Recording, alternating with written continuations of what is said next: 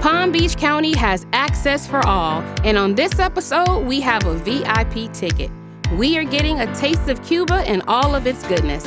Let's go to India and try a unique take on Indian street food. And saddle up as we go international with the founder of the Gay Polo League and visit a place that has a seat for you no matter who you are. You don't want to miss it.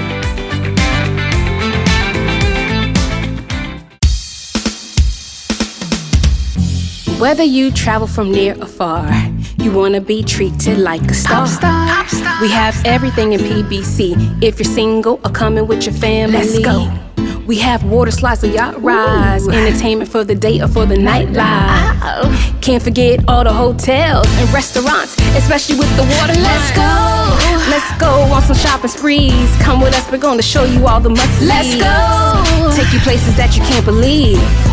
What's poppin', PBC? What's poppin'? What's poppin', PBC? What's poppin'? What's poppin', PBC? What's poppin'? PBC. Hey, what's poppin', PBC?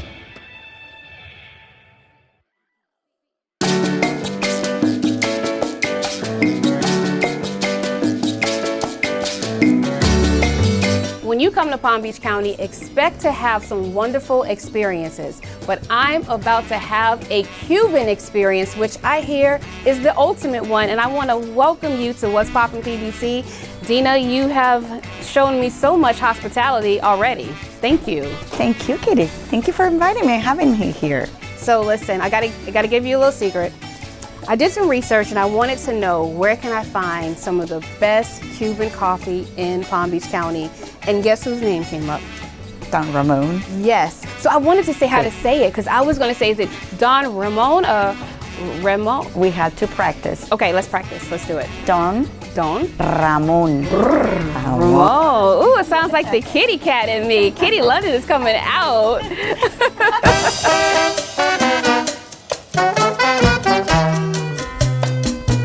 So I know you have, of course, more than Cuban coffee, and we are going to taste some of that because I cannot leave without tasting it. Because people have been like, Kitty, you have to go there. But other dishes, let's talk about them and some history about this restaurant. Kitty, we've been here since 1990.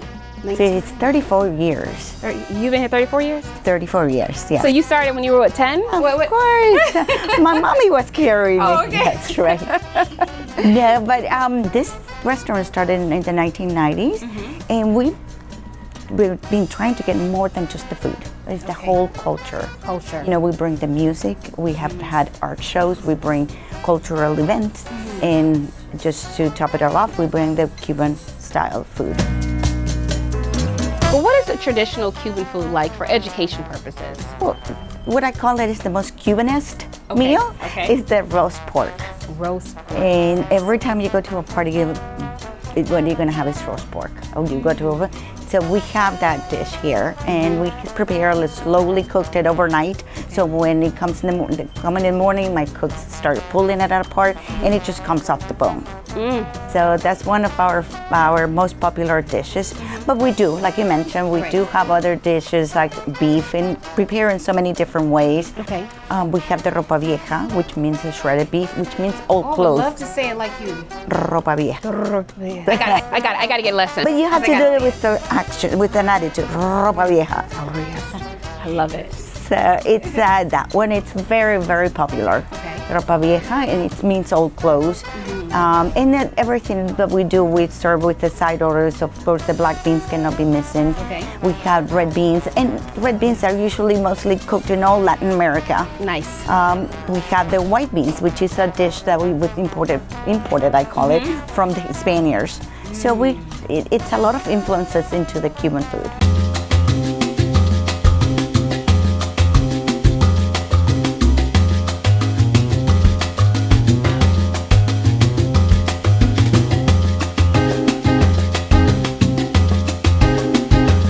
I'm not going to be able to walk after this. Dina, what do we have going on here? We have a lot of series of dishes here, but what you have in front of you is the ropa vieja that we talked about, and it's the shredded beef with the tomato-based sauce, and it has you can taste that it's very tender. We cook it so you don't have to do a lot of chewing, and it's just delicious. And That will be the red beans. It has potatoes in it. It has chorizo. I hope you like chorizo. Oh my gosh, this is good. And what do you have over there? I'm having the fritas cubanas, which is a version of the hamburger. These are like the sliders. Okay. And the beef itself, the patties are made of with chorizo, pork, and beef. And you have little flags in there. So cute. Great. Are those little like French fries?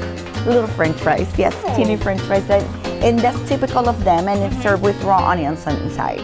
And we have a secret sauce in them, so they're not too dry. Okay. And it's prepared, with tomato base. It's a little on the sweet sour side, and it makes it special. That's what the Cubans do to this the sliders. It's called la frita cubana. La frita Cubana. cubana. And then you have these are the plantain chips. Plantain chips. Those are like a staple on the tables, and this mostly all Latin Americans you eat it. It adds that crunchy texture to your meal. That's delicious. And that's a mojo that it's a Cuban. It consists of sour orange and onions and garlics, and that's what it just drops a little flavor into them. Because by themselves they're kind of not too much taste to it, so you have to add some kind of sauce. Delicious. And we talked about the fish, and voila, the whole fish is there. I know, a lot of people get scared with it, but Really? it's delicious. And when it's fried, it's even better. And when you eat the crunchy part of it, it's just delicious. I can see the seasoning on there. It looks absolutely amazing. And then we have another option over there. Yeah, if you don't like the head or the tail, you always can get a fillet. And it's the whole red snapper fillet that we have. These chips are absolutely amazing. What makes this spot so special? Because I know, people do have choices when they come to Palm Beach County, but I definitely want them to have the ultimate Cuban experience. So just tell us a little bit about what makes this place so special. Well, I think, and honestly, I think in everything you do, you have to put your heart into it. And when we first started, we started to know the people, our community, getting involved with the community, and we've seen these families grow. They have come, kids have come here from going to high school, they go away from college, then they come back, they get married, they come back with their kids. So that's, to me, it's like the community, it's really what makes us. I am a lifetime customer at this point because the food and drinks, the hospitality, the dessert, the decor is absolutely amazing. What are your hours of operation here? We open from 11 to 9 on weekdays and 11 to 10 on the weekend. And if people want to find you, do you have a website as well? Of course we do. It's DonRamonRestaurant.com. DonRamonRestaurant.com. So I want to thank you again for having us on What's Poppin' PBC. Listen, you got to follow us to know where the best places in Palm Beach County are. And I am about to give you a toast because you have for letting me be part of this. Oh, Absolutely. Always welcome. Thank you. now that was the ultimate Cuban experience. Up next, we're off to India. Buckle up your seatbelts. Each trail a new opportunity to hit that step count and to take in the fresh air. Escape into the natural side. With over 50 miles of trails in the Palm Beaches, there's plenty to explore, hike, bike, and run through. Adventure awaits.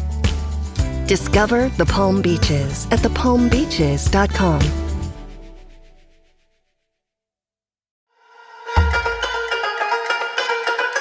Masala Mantra Indian Cuisine grand opening was giving style, class, and more importantly, good food. I spoke with the couple who was behind the vision. Thank you for coming on What's Poppin' PBC. Thank you so much for having us, and welcome to Masala Mantra Indian Cuisine. We're an Indian restaurant here, but not a traditional Indian restaurant. We're here to modernize the street food that you find in India. Nice, yeah. Well, this is my first time. I've never had Indian food before. Can you tell me, for a first timer, what makes Indian food pop so much? So it's all about the different spices we use. If you know about the Indian food, so it's all about the different spices which we use in different food, which makes all different flavors.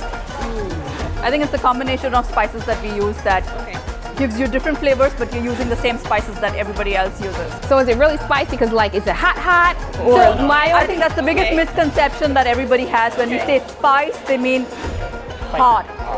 But it's not that. Spice is actually flavor. Each spice has a different flavor, and how a blend of spices can add different flavors to your food. That is what we are trying to offer at this restaurant, where we are using traditional spices but giving it a modern touch to cater it to the people who are at Royal Palm Beach.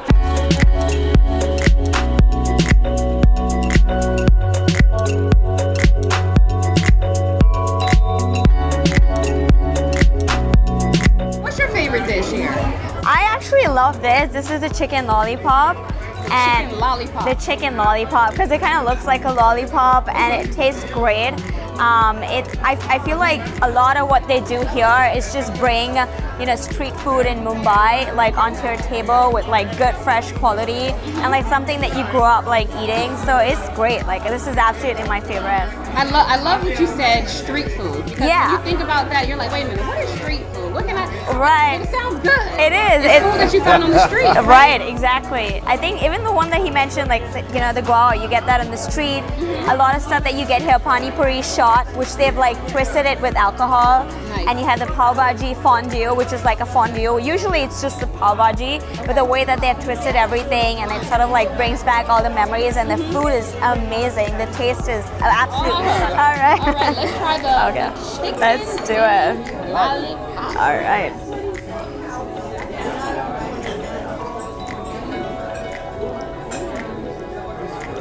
What do you think? This is good. This is good, right?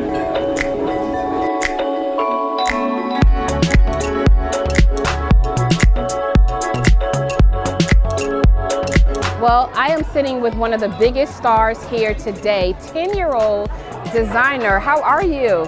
Good. So let me just cut some rumors down, because I was like, wait a minute, he's 10 years old. He designed this restaurant on Minecraft. Talk about that. That is absolutely amazing. Yeah. Well, I actually designed the interior. I just had to vision it for them, like set everything layout to see if it was right for them.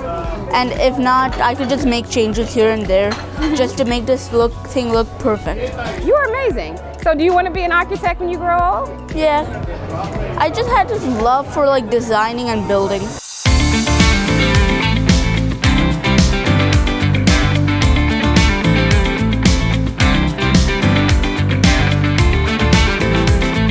So let's talk about this appetizer in front of us. What is this? That's our stuffed mushrooms. Okay. So the mushroom is stuffed with spinach and cream cheese, but it's coated with the tandoori spices, which has got like red chilies, ginger garlic, and yogurt and chickpea flour. And then it's cooked in the tandoor. I'm not sure if you know, but a tandoor is like Oh, tell me. special oven that we have where we make the breads, the naans, and the tandoori items. Speaking of all this great food, and I'm tempted now to try this dish. Can we do it? Let's do it together, all right? Absolutely.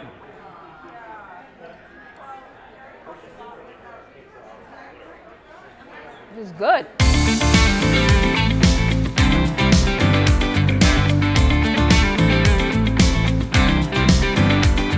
Now, that was my first time trying Indian food, but it will not be my last. Hello, anyone? But first, I need to walk off all this food on a good nature trail. Nature girl! Wow! Once again, I'm out in nature. You know, the place that I love the most. And you know I'm being sarcastic. But I had to bring someone along with me who can give me a tour, because I know nothing about nature. But I got my girl here, Rosa from Total Fitness, who comes out here to get fit, but also to take healthy steps and to watch nature. I love nature centers because you come out here and sometimes you get to see the most amazing things. I've seen alligators fighting out here. I've seen them mating. I've seen an alligator chasing a raccoon. I've seen a lot. I've been coming out here about 5 or 6 years, and I've seen a lot over the years. So this is a big draw. This is what people come out here for during the season to see, the Woodstock birds. This time of the year, they come out here and they mate and they nest, and they have the little one. Look at the little ones. Look, look. The males are the ones that build the nest. They're the ones that you see flying back and forth with the sticks in their mouths. And the females are the ones that's regurgitating in the small babies' mouths to feed them. And this is the best time of the year to come here because this is the huge draw here. This is the big gotcha. These Woodstock birds, this is what people come from all over the country to see. Yeah, there's lots of iguanas out here. There's some, the big, huge red, the orange looking ones. They look like they have a beard. No, oh no, I'm afraid of those. I'm so afraid of those. So over here is usually where the Big George hangs out. Big George is one of the biggest alligators out here. When you see him, you'll know why. There's an alligator. There's an alligator. Now we gotta growl to get him a little closer. The growl is like a mating thing. So if it's a male, he's gonna turn in the direction that he hears the growl because the male growls at the female and the female growls back. That's a mating, and this is mating season. So.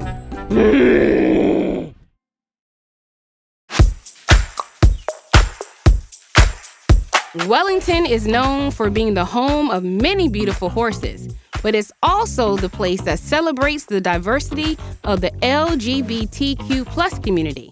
I met with founder Chip McKinney, founder of the Gay Polo League, to tell us all about it.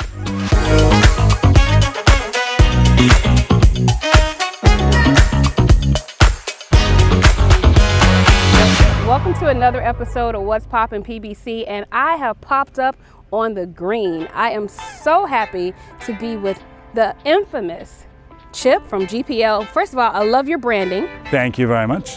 Tell us what the GPL stands for. GPL stands for Gay Polo League. Okay. And we're the only gay polo league in the world.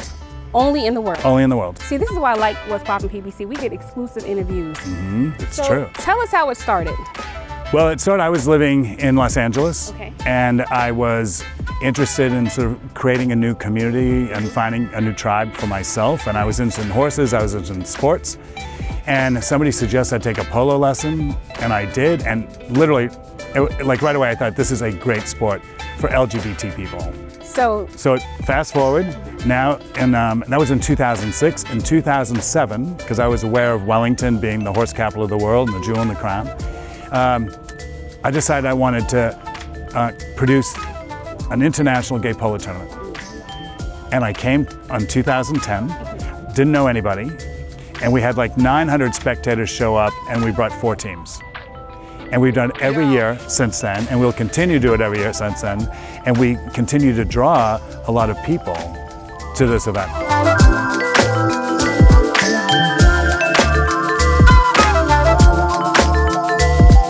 Well, tell us why we're here this weekend, because I'm ready for tonight, but we'll get into that. All right. So tonight, this is the second night of our 3-day event, which is called the Lexus International Gay Polo Tournament, presented by Douglas Elliman. Okay. We have players that have flown in, LGBT polo players and some allies, who have flown in from 8 countries to participate in our tournament. So on the first day, which is Thursday, we do a VIP sponsors reception for players and sponsors to thank them. Tonight, we do the GPL presents Wigstock. So it's a wig party. Well, you might want to come. Anyway, it's a wig party, but we use it to raise money for LGBT charities. And this year, our charity partner is the Elton John AIDS Foundation.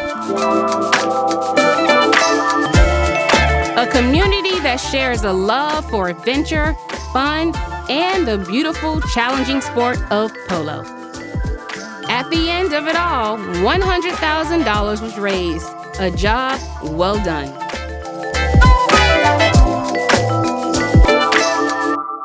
We couldn't talk about polo without grabbing a player, so I had to grab Gustavo, aka Gus. How are you? I am great. Yes, we are having a really, really fun time. Like, it's a lot of work, but then when I start the party, it's super, super fun. And like you finish and you say, okay, go to do one more week.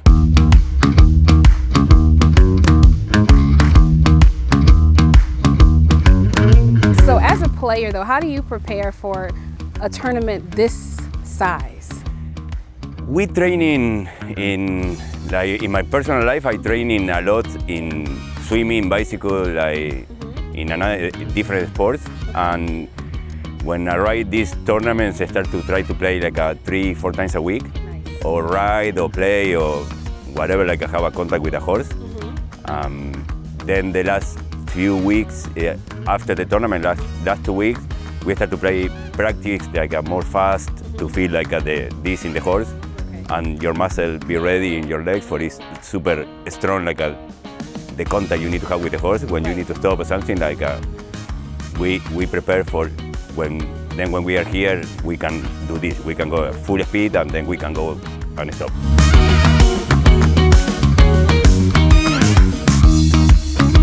Tomorrow's our finals of the GPL tournament. Okay. So we have 2 matches. We have one at 1 o'clock in the afternoon, and we have one at 3 o'clock in the afternoon. So gates open at noon. And what you'll see when you hear it's more than just a polo game, it's really an experience. And for people who haven't been to it, and they ask me to describe it, I always say it's like the love child between Burning Man and Pretty Woman.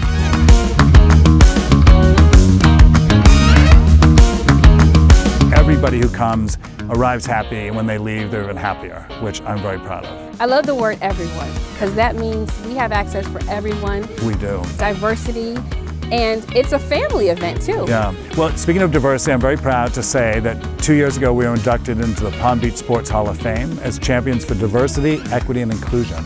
And that was a big deal for us because we are a different event. We are a family event. We want people to feel comfortable to bring their parents or bring their kids, and we want everybody to come here knowing that they will be 100% safe. And that's important.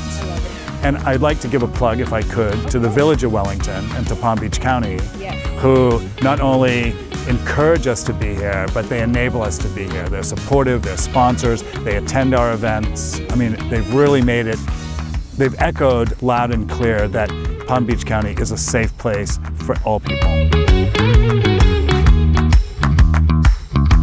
Up next, I found a place that has a seat for everyone. It's the roar of the crowd on opening day. It's having a catch in the backyard. Baseball. It's more than a game. It is life. And in the Palm Beaches, you can live it all year long. Whether at Roger Dean Stadium or the ballpark of the Palm Beaches, few places have the same level of dedication to America's pastime.